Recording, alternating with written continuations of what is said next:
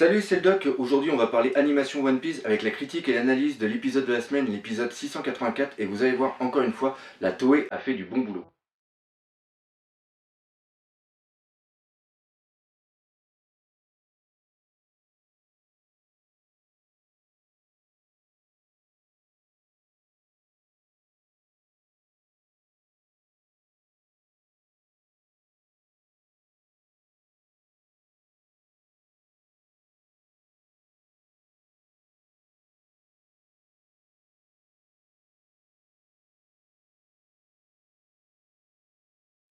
Alors oui, l'épisode 684 est vraiment un bon épisode car on a vraiment tous les ingrédients pour faire quelque chose qui est vraiment sympa à regarder. Premièrement, on a de l'humour, mais ça je vais revenir tout à l'heure. Après, on a vraiment une bonne animation, ça fait vraiment plaisir. Et après, il y a un très bon dynamisme et il y a vraiment pas mal d'actions, surtout comme on a pu le voir à la fin de l'épisode avec la double attaque contre Pika. Avant de parler de l'humour, j'aimerais faire un petit parallèle entre le manga et l'anime. Moi, j'ai fait partie des personnes qui ont connu il y a très longtemps One Piece par rapport à l'anime. Après, j'ai voulu savoir ce qui se passait après, donc j'ai plus regardé les scantrad. Et comme à un moment One Piece a quand même pas mal chuté au niveau de l'animation, c'était bien dégueulasse, j'ai carrément arrêté de regarder l'anime. Là, je me suis remis depuis quelques temps et il faut dire que c'est de mieux en mieux.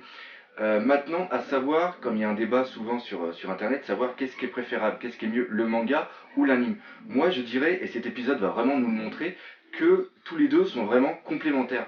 C'est-à-dire qu'il y a des choses au niveau du manga qu'on ne retrouve pas dans l'anime, et aussi beaucoup de trucs dans l'anime qu'on ne retrouve pas dans le manga. Alors l'exemple qui me vient tout de suite à l'esprit pour expliquer un petit peu ce que je viens de dire, c'est par exemple au niveau de Usopp, tout l'aspect burlesque et pas de bol de Usopp est vraiment mis en avant dans l'anime. Par exemple là, on voit Usopp, il est tenu par un tontata et il commence à tomber, le tontata l'échappe des mains et là t'as Usopp qui tombe et là c'est comment s'appelle Léo qui va le rattraper, il le rattrape in extremis par son nez et là il y a Usopp qui parle un petit peu du nez pour dire thank you Léo. C'est exactement dans ce qu'on avait eu, la continuité de ce qu'on avait eu l'épisode précédent, c'est-à-dire que les tontatas prennent Usopp et à un moment il se passe quelque chose, ils applaudissent et là Usopp se casse la gueule. C'est vraiment quelque chose que ces deux passages là on les avait pas dans le comment s'appelle le manga, mais rajoute vraiment quelque chose sur l'aspect burlesque et pas de bol de comment s'appelle de Usopp. Regardez même par rapport à Luffy. Zoro se défait des décombres, cherche Luffy, et là on entend une petite voix, et Luffy est en haut complètement accroché au niveau d'une structure avec l'eau dans les bras et on voit une sorte de mini flashback et on comprend comment il est arrivé là-haut. C'est à dire que quand Pika fout un grand coup de poing, Luffy se gonfle en faisant le truc Fuzen et après il expire tout l'air dans sa bouche et là on le voit qui rebondit dans tous les sens. Et ça franchement à regarder j'étais pété de rire et c'est quelque chose qu'on n'avait pas dans le manga. Donc on est vraiment, l'anime apporte vraiment quelque chose, en plus c'est bien fait et c'est tout typiquement dans l'esprit Oda. Là aussi vraiment flagrant c'est par rapport à cet épisode car cet épisode sert à montrer l'arrivée de tous les anciens combattants des gladiateurs qui vont après aller aider Luffy. Moi quand j'ai lu le manga, ce passage là était un petit peu chiant, c'était pas très intéressant, alors que là, à les regarder tous, premièrement, l'anime nous permet, cet épisode nous permet vraiment d'avoir de la sympathie pour eux. Maintenant, moi je les trouve vraiment excellents parce qu'ils ils sont franchement débiles. Je vois pas d'autres mots, ils sont dignes de faire de la télé-réalité, je vois pas d'autres qualificatifs. Ils sont complètement cons, ils ont qu'une seule idée, c'est-à-dire aller buter Don Flamingo pour remercier Usopp parce ce qu'il a fait. Et ils sont tous les uns entre les autres presque à se tuer entre eux, à se bagarrer. Ils veulent même buter Luffy parce que c'est Luffy qui, de toute façon Luffy il est même pas là pour relever le niveau. C'est-à-dire ils sont entre eux, il y a des éclairs et tout, et même les voix, la façon dont ils parlent tous ensemble, il y a une sorte de, comment ça s'appelle, c'est des sortes de potes qu'on aimerait bien avoir, avec qui on aimerait bien déconner, et puis on sait que dès qu'on va être avec eux, dès qu'on va les voir, il va se passer des conneries. Et ça, c'est vraiment excellent, et j'ai vraiment adoré ce passage, j'ai vraiment adoré comment tout ça a été mis en avant dans cet épisode. Le meilleur des combattants d'ailleurs pour moi va rester Cavendish. Cavendish ici prend un petit peu d'importance, et on voit surtout que c'est un mec complètement taré, complètement barré au niveau de sa tête, ne serait-ce que le rire final quand on l'entend s'extasier, ça fait presque froid dans le dos. Ou alors quand il donne le chapeau à l'eau, où on voit l'épée qu'il a dans le dos, il est prêt à, comment ça s'appelle, à décapiter l'eau, parce qu'il lui en veut encore de lui avoir pris sa place, de lui avoir pris toute la notoriété dans le Nouveau Monde.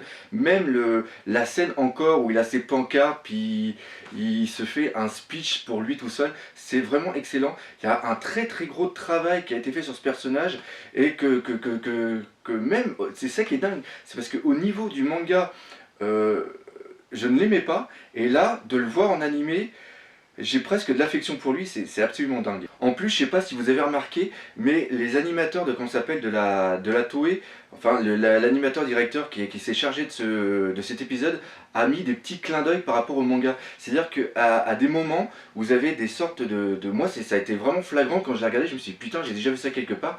C'est-à-dire qu'on a deux trois passages où le mec, l'animateur directeur, reprend, il a dû faire ça dans son, comment ça s'appelle, dans son storyboard, il a repris le passage qu'on a directement au niveau, du manga, au niveau des planches. Là, je les ai mis et ici, j'ai fait deux captures d'écran. Vous avez probablement celui-là où ils sont tous en train de blaster les mecs qui poursuivent Luffy, Zoro et puis Law, où il les traite de bande d'ingrats. C'est exactement la copie conforme. Et après, quand ils sont tous avec le taureau Uchi, puis ils sont tous en train d'essayer de se taper dessus pour savoir qui va arriver le premier, regardez les personnages, c'est pile poil c'est exactement à la même place, c'est un copier-coller mis en évidence, et ça c'est vraiment excellent. Face à ce groupe de débiles qu'on vient de voir, j'ai trouvé que la mise en situation de Zoro est vraiment excellente, et on commence à voir le changement au niveau de son personnage.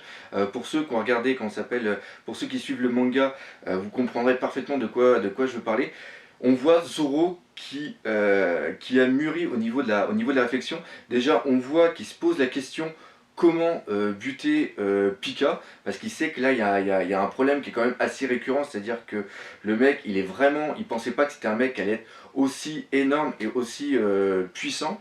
Et aussi le fait, je sais pas si vous remarquez, quand juste avant que Cavendish arrive, il y a Law et Luffy qui sont un petit peu en train de parler, et là tout de suite il y a Zoro qui a une sorte de déclic, qui s'aperçoit qu'il y a quelqu'un qui va arriver. Donc là il y a peut-être quelque chose par rapport au Aiki de la perception, il y a peut-être un petit truc qui doit traîner. Tout au long de l'épisode, pendant que les combattants du Colisée se foutent de la gueule entre eux, on voit Zoro qui est vraiment droit, qui est vraiment imperturbable. On le voit qu'il essaye peut-être de réfléchir à la suite, même quand il voit qu'ils sont tous en train de se buter, enfin en train de s'engueuler les uns les autres pour savoir où qui va tuer Don Flamingo. Lui, Zoro, il dit tout simplement arrêtez les gars, c'est nous qui allons le tuer, et puis vous allez nous servir de support. Et là, il s'aperçoit que les autres sont vraiment plus cons que les uns que les autres, parce qu'ils veulent absolument tuer Don Flamingo.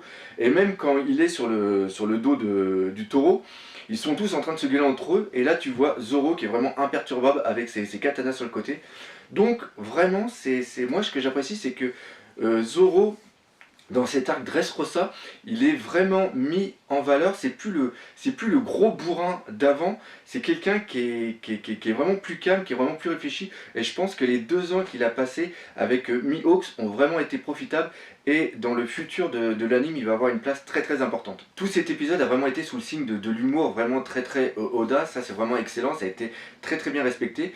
Ce qui était très bien aussi avec cet épisode, c'est que tout s'est bien enchaîné. Le dynamisme des événements qui s'enchaînent sont vraiment très très bien, il n'y a pas de temps mort. Moi la petite pause du milieu, j'ai même pas vu arriver. Ça, quand il y a des épisodes comme ça où tu te dis pas putain je me fais un petit peu chier là, faut vivement que ça avance, je trouve que c'est vraiment excellent. Et ça fait quelques épisodes justement où c'est bon, comment ça s'appelle, l'anime prend vraiment un bon rythme. Même au niveau de l'animation, on est vraiment dans du bon. Je sais pas si vous avez remarqué, ça je dis beaucoup, je sais pas si vous avez remarqué.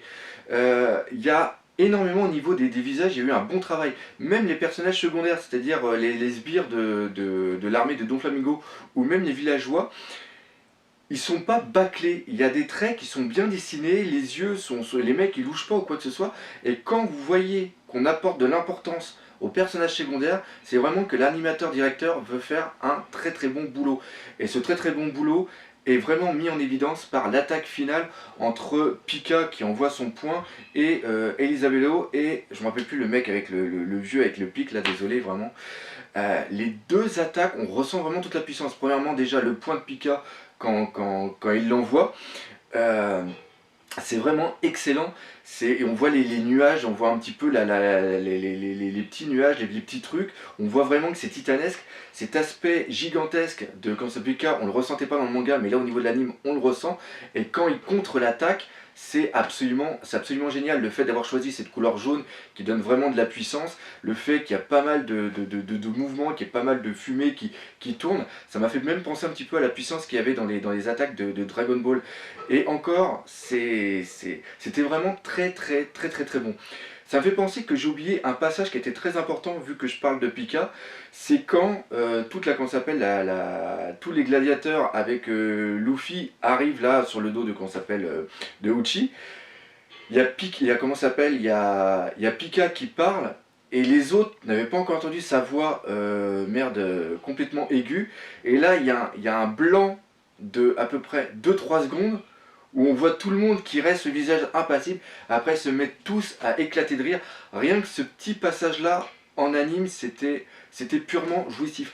Franchement, cet épisode, maintenant que j'en reparle comme ça, je trouve que la Toei a fait du très bon boulot, et ça fait plusieurs fois que c'est le cas, donc ça me laisse beaucoup d'espoir pour la suite, surtout qu'on a vu le petit teaser par rapport à l'épisode précédent, où il y a Luffy qui va envoyer une putain d'attaque là, un Elephant Gun je pense, avec ses deux mains comme il avait envoyé sur, comment il s'appelait, par rapport à Punk Hazard, et j'ai du mal avec mes mots, César, justement, quand il était hyper balèze.